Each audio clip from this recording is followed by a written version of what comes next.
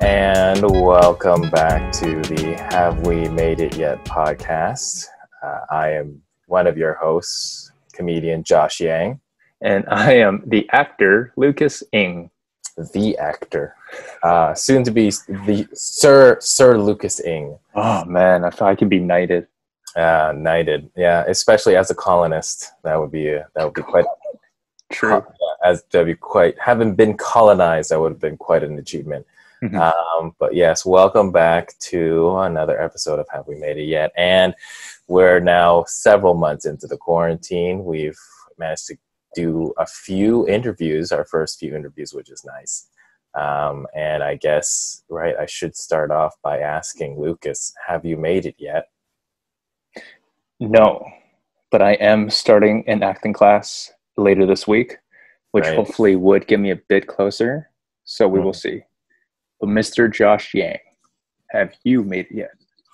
I haven't made it yet, and I think there's like maybe a one step back, one step forward type of thing right now.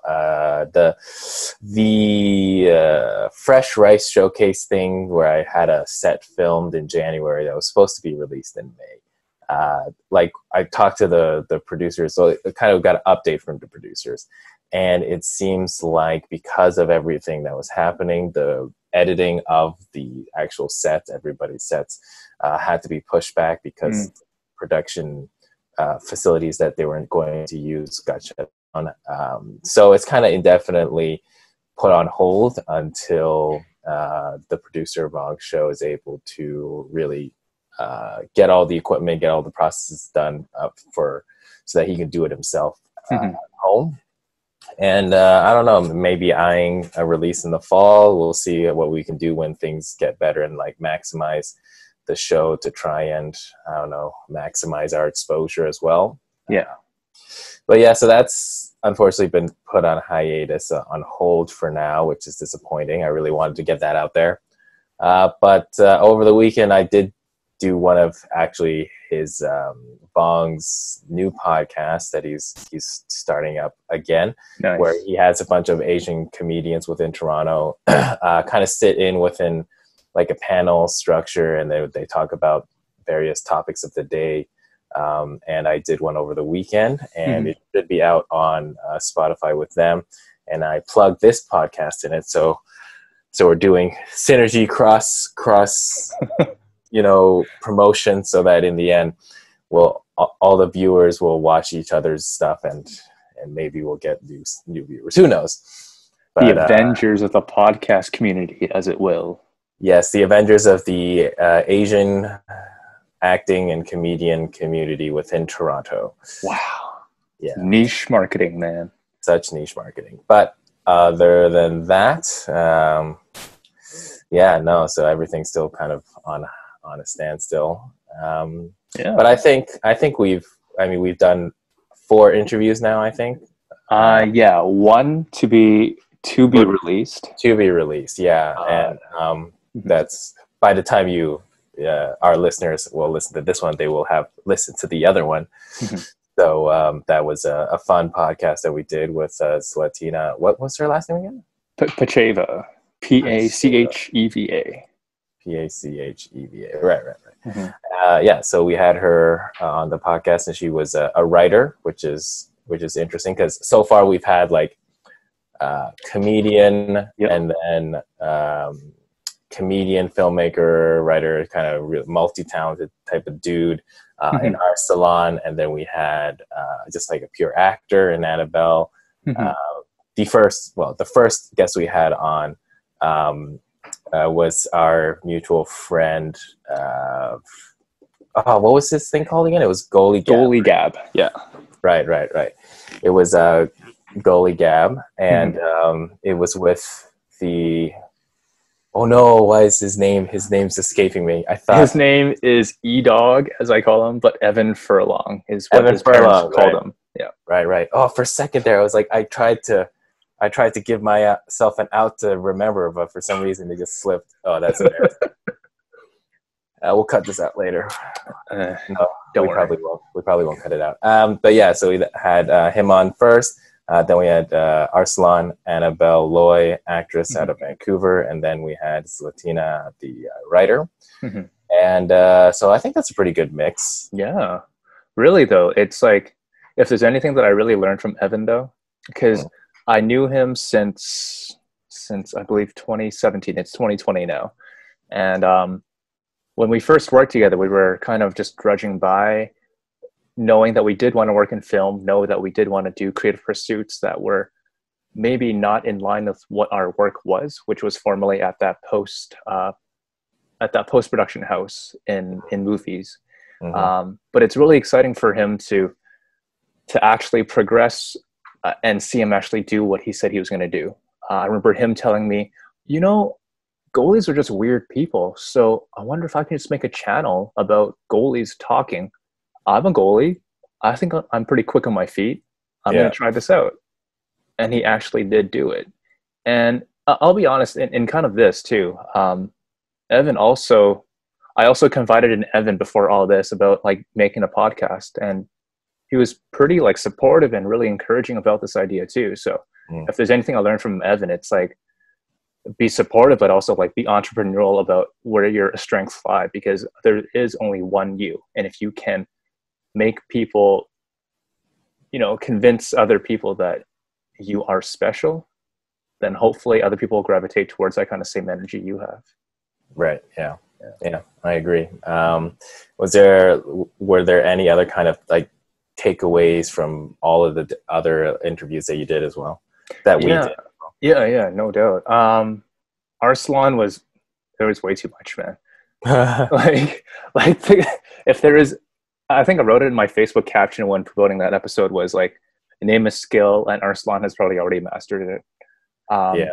Of course, like, not, there is only one Arslan in the world, but if there is anything that I learned from him, it's that you don't know what you don't know. So try as many things as you can, and all the little holes that you don't have within that game to perfect whatever skill that you want to do, make sure you perfect it, or at least attempt to make it better day by day, because you only know your pitfalls until you actually recognize it along your journey of perfecting that one skill.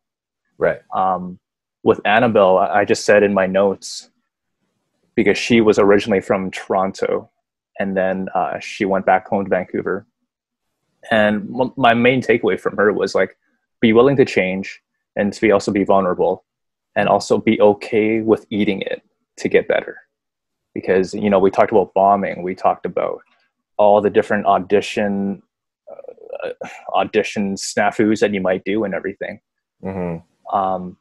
When you first start out, it's going to get really rough, and your growing pains are going to look so awkward, but you got to do it. And that's what I just learned from her. You know, eventually you might get a show one day if you continue that path and you continue to get better, but only if you are willing to be able to eat it once in a while. Yeah. How about for you? Well, for me, I think just the fact that we had so many different guests on, that, like, you know, when we got down to the concept of like making it, everybody had their own versions of what it meant to make it kind of early on. But then there was a lot of, and it makes sense, and I kind of thought this would happen, is that from when you start versus where you are now, and probably where you are later, you know, your concept of making it will always change. Yeah. Kind of like not only through like what you want to happen, but from what you've learned along the way, through failures, through victories, is that once you get this experience of knowing what it takes, or knowing more about the industry, or things you have to do, that your perspective of making it will just be a little bit more nuanced. It'll be more informed. Yeah. And I think it's interesting to talk to them about where they are now, but then I think it'll also be very interesting to see what happens later on as well. Like, you know, if something, if one of them gets a bigger break, and then they're able to take a bigger step towards, you know, their goals, or whether or not like things are plateauing or continuing, and it's, you know, it's still in the process of, you know, hacking it out. I think it is interesting to talk to them about their experiences at this moment in time, and then being able to maybe see what's changed later on if we maybe get them back in the future. Yeah, yeah. And I mean, the whole goal is to, of course, like we're building friends up as we're going through interviewing basically our friends too. Yeah. But in 10 years time, it is pretty exciting to see what could happen in the future. Mm-hmm. You know, Evan's goalie gap channel might explode. Arslan might be winning an Oscar. Annabelle might be getting Yeah. a Golden Globe. Latina might be getting her Writers Guild Award. You know, Ooh. and of course, like not making it does not mean always just getting a trophy or some kind of award. But you know, at least steps are being made, and I think that's to your point too. You know, as we're making it does get more nuanced as we go along this journey. And so maybe eventually, who knows, the craft might be gone if they don't want to pursue this anymore, but at least they've made it in terms of them already trying it and doing their all and their best. But fingers crossed that we all progress together and see where it happens. Mm-hmm. Mm-hmm. I think it was also interesting to hear everybody talk about, you know, they didn't necessarily set like goals that you would imagine everybody would set. It's like, oh, if you're an actor, making it means you've won an Oscar. Making it means you've got a movie, a TV show. If you're a comedian, making it means you've got on Just for Laughs or whatever. I think a lot of it is the sense of fulfillment. Yeah. Everybody kind of had that idea where it's like, if I can just do what I love to do and be able to support myself doing it, I think that's just enough to feel like you're able to make it. Yeah. I remember one time I heard a Bobby Lee saying, and I'm sure he probably took it from someone else, but he said, like, when you first start out, you have to will yourself on stage because you're so nervous, so you have to push yourself. When the moment that you become somebody in that field, you almost feel called to do it instead. The difference is, like, I'm sure maybe on your first show, when you're doing your first stand-up show, it does take a lot to like work yourself up to get on stage. I don't know for you, but I hear like a lot of people get just nervous around crowds and everything like that. So right, you have to like push yourself. Oh yeah. But when you get a bit more comfortable, you almost feel like you're being called to do it because, oh man, you're like, I can do so much better than that guy that's on stage or something like that. And you're like, no, I need to prove myself and do it again. So you almost feel like an incentive to go instead of willing yourself to go. Yeah, I think, I mean, in the end, it really does come down to drive and how much drive you have in pushing yourself. If you get that sense of drive from feeling like you need to be better, or it's like you bombed one night and it's like, I don't want to do that, I want to be better, continuously better. Or if it's like a competitive element where it's like, I want to prove that I'm better than this person or that person, or like prove to yourself. I think in the end it just comes to what kind of drive you were willing to have moving forward.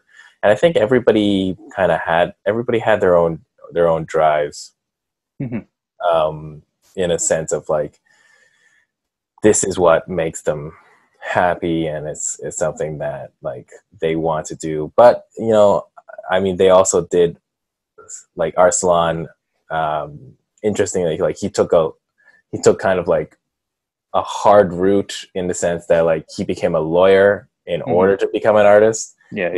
Where like is like one harder, like being a lawyer is, if you were to say within like society as a job of trying to attain that role as a job, it's a hard job to attain. It's a hard career to get into. And then if you go into artistry, it's so much more subjective of your version of success. It's like he went to do a profession that's like objectively hard. It's objectively good paying in the industry. To support his art, which you would like if you were looking from outside. It's so much more subjective. It's so much more risky, that kind of thing. So I think everybody has their own drive, but also their own method of trying to make it. Yeah. And to your point earlier, And I mean, we discussed this before too. Um, this whole goal of whatever making it is, and we heard it from 4 other guests that we had on prior to this discussion we have now. Um, we talk about, like, of course, being a lawyer is incredibly hard too, but at least it somewhat at least has a path that you can kind of navigate out. Yeah. You get your JD, and then you I don't know, I'm probably getting this wrong, but you articling or whatever, and you do that for X number of years and all that stuff. But at least with artistry, though, again, to your point, it's incredibly subjective, but everyone's price in getting to whatever making it is to them is completely different. Yeah. It is an incredible price that you pay. It is almost like a blood price that you have to pay at times. And that's why they call it, at least in my belief, that's why they call it a body of work, because you're literally putting yourself, your own image, in front of a crowd, in front of a camera, in front of hundreds of people for them to validate you. And tastes may change, perceptions may change, and you as an artist, are you willing to stomach that as you pursue your craft? It is an unwinding path that keeps on looping in circles and goes up and down as tastes change. And it is a price that I don't think many people are willing to pay. Right. Yeah. I mean, it's totally understandable if you're not willing to, because, it's definitely not, it's risky. There's no guarantee of a reward at the end of it. And I think and then it just comes down to inherent drive, Drive. Yeah. And like, you can't necessarily quantify the drive or the sense of fulfillment you get from what you do. Essentially, if it's something like, if you know that your identity is that of an artist or is that of a comedian, then it's like, even if it's hard, even if it's risky or unstable in the beginning, you're at least confident in knowing that you are doing what you want to do. So there isn't a sense of, like, uncertainty per se. I think that's essentially an element of also what would be good to have going into it, is that you're like focused in knowing that this is what you want to do, and that's the only path for you. Like, those people trying to make it have a certain advantage, in my opinion, over people who are giving it a try, which I think I would put myself in that category to a certain degree, like giving it a try and seeing if there is anything there, but also, like, knowing that, for me, I still have to try to maintain some kind of day-to-day, career that would potentially lead to something if it doesn't work out. But I think the ones who have an ironclad determination and knowledge that that's what they want to do, I think they have a certain, drive advantage, because you don't want to be, like, in it, but you're not 100% in it, and then you kind of put other things off, and then drop off a couple years later when it doesn't work. But what? That happens. That's still a large percentage of people trying to make it in the industry. Like, in the end, people who have suddenly made it big, got a role, like a career-changing, life-changing role on a TV show or a movie. Like, they would get it when they were waitressing or waitering. Yeah. And, like, poor as fuck up until the point they got it, and then suddenly their entire lives changed. So, man, I was watching, we just finished Schitt's Creek. Me and my girlfriend just finished Schitt's Creek.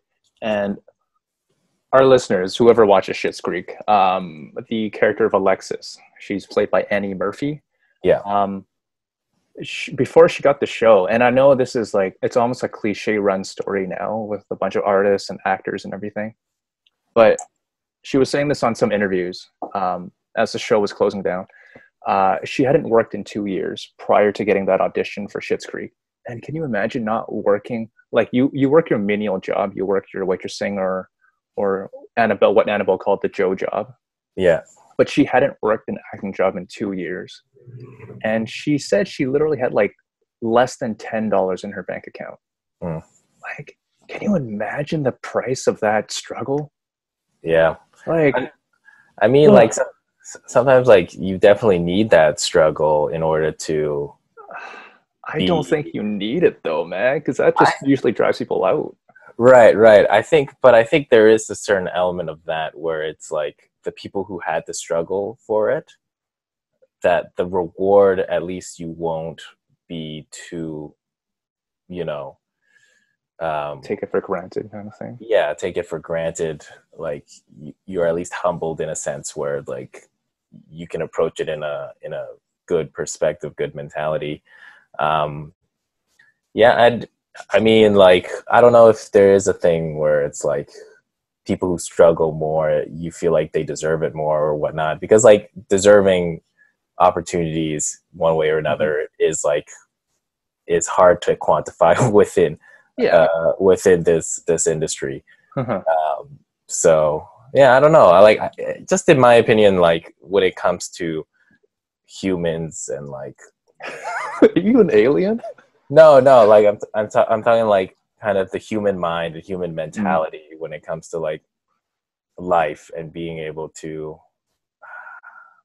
I don't know, take some certain forms of wisdom or maturity or experience out of it. Like Yeah. to a certain degree, the ones that are able to get the most out of, you Hmm. know, their life experiences, you do have to suffer. I mean, suffering is just, I think it's an innate element of the human experience. Yep. So that if you don't suffer, work hard, and just like take shit for a certain period of time, like then you don't really fully, you know, appreciate the highs as well, or Yeah.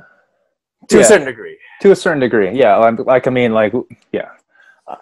I just, I just grow weary sometimes because, like, too, like the human suffering it's a really, really thin, fine line that, Yeah. that I don't think it's fair to call it necessary, but it does drive innovation at times. Mhm. Um, but I mean, don't make other people suffer. I think that's what both of us are trying to say. Well, yeah, not suffering, not in the sense of making other people suffer. I'm just like saying Mhm. suffering in the sense that like if you have that determination to do it, like, you know, it there have been people who have been able to get out of it, Mhm. be able to go through the suffering and then get that opportunity in that moment. So yeah, Yeah. it's like who knows what can happen, what could happen. Yeah. Uh, but yeah, no, I think the interviews were great, and we're gonna line up and do a few more interviews moving forward. Yeah. Um, yeah, what else did you want to talk about? I remember you had a couple things on the docket. Yeah. I mean, we can. Wow. That was a good talk, Josh. We're like almost at 25 already. But what has this quarantine taught you about yourself? Oh yeah, I think for me, I've I've been training for this moment my entire life. Yeah.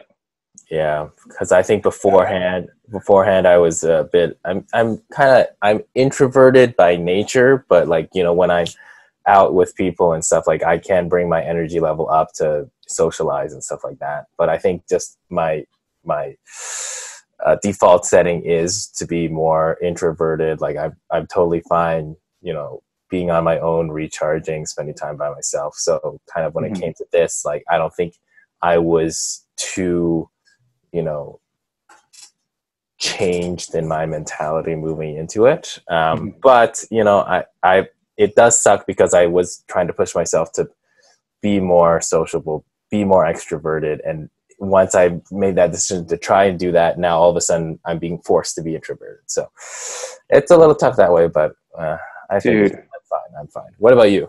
No, I was supposed to say too. This was supposed to be the summer of Josh, man. It was supposed to be the summer of Josh. I was supposed to like Hot get boy summer. I was supposed to get that professionally shot set out. I was supposed to go to Austin in April. A lot of plans. Oh, we were supposed to go to Austin in April. Yeah. Yeah.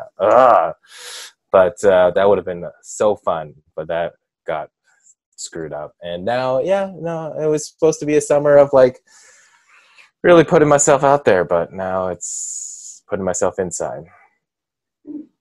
Yeah, but what about you, man? What about you?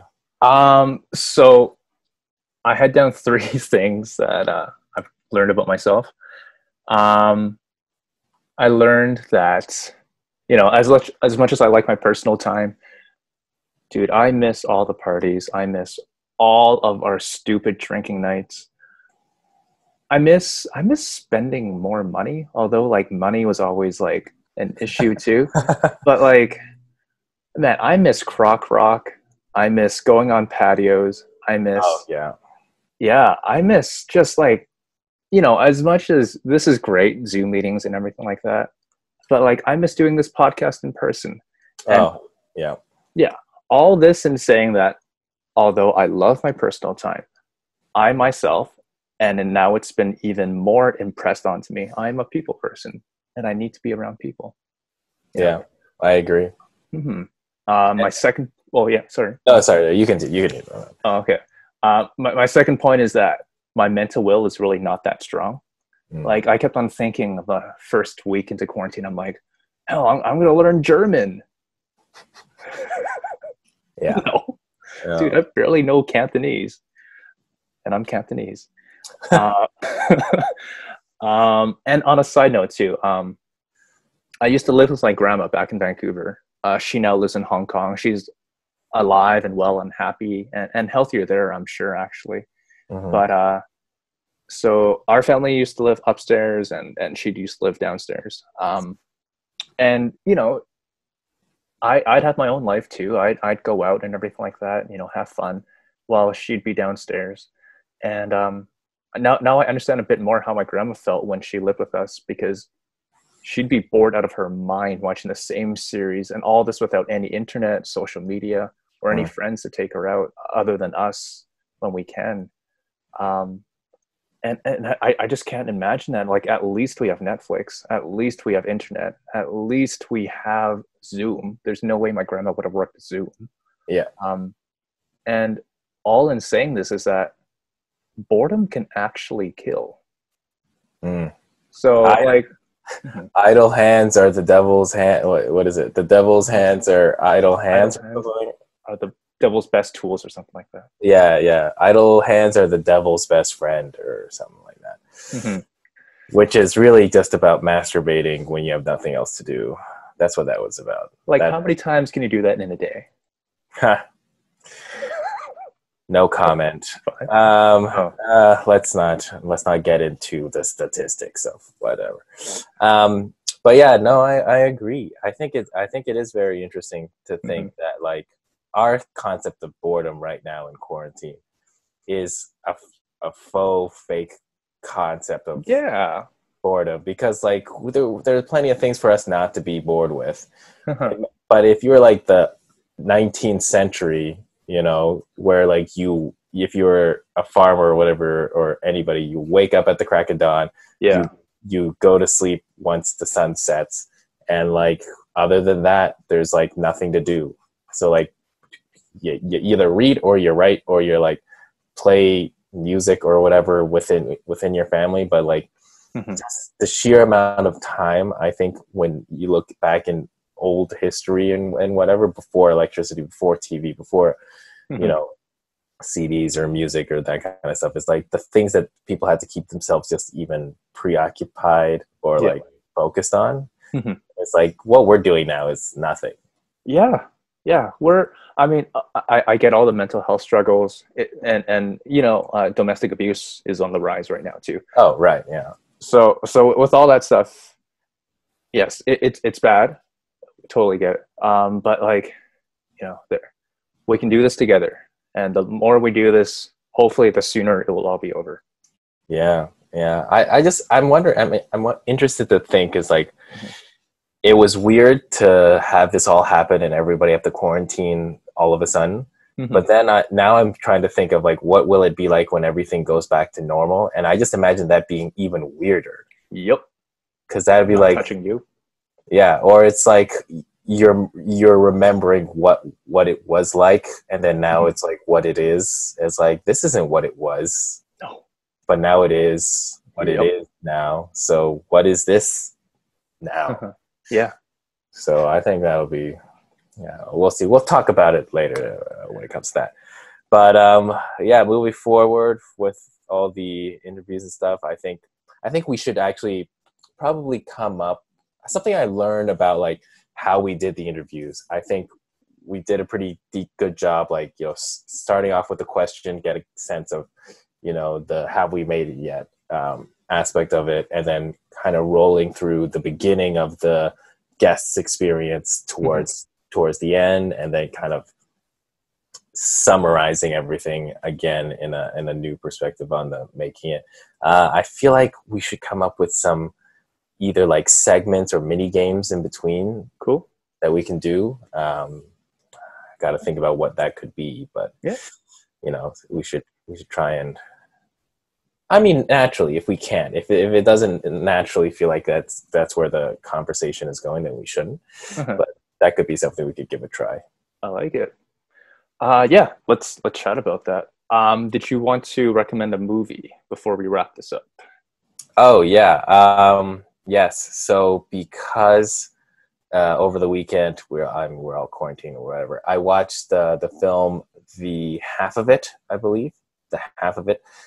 It was written and directed by Alice Wu, who is an Asian film director, and the movie is based upon this Chinese girl who is living with her widowed father, and they're like running a way station or something like that, cross station, in a small town in the U.S. And it's like she's the only Asian girl in her school. She's the only Asian person around, really. So it's a very interesting kind of romantic comedy, coming of age story, like high school love and that kind of stuff.